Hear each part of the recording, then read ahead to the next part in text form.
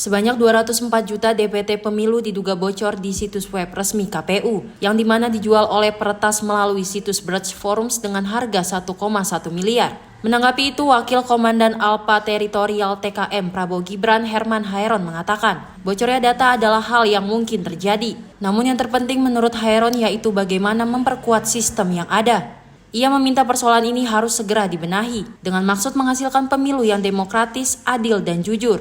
Oleh karenanya, Hairon berharap instrumen yang terkait, baik negara maupun penyelenggara pemilu, segera mengambil langkah dalam pembenahan dan menuntaskan persoalan ini. Ya, pertama tentu segala sesuatu yang ini disangsikan atas penyelenggaraan pemilu, termasuk bocornya data, ya harus segera dibenahi gitu ya.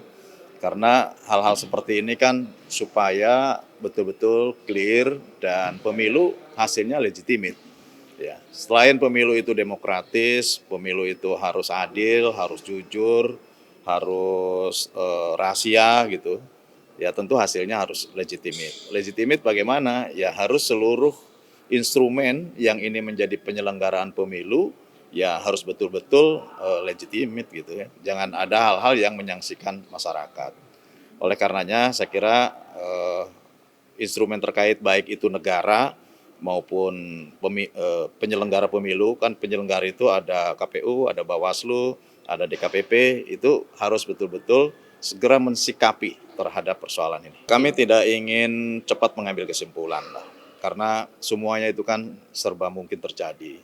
Data bank aja bisa bocor, data KTP elektronik bisa bocor, kemudian banyak hal yang bisa diretas gitu ya. Nah ini yang tentu harus terus diperkuat karena dalam sebuah sistem elektronik tentu ancamannya adalah pembobolan, ancamannya adalah kebocoran. Nah bagaimana memperkuat sistem ini? Ya mari kita sama-sama jangan saling curiga-mencurigai, jangan saling kemudian mengambil kesimpulan lebih awal. Kita justru mencari tahu kenapa ini terjadi dan apa pembenahan yang harus dilakukan ke depan.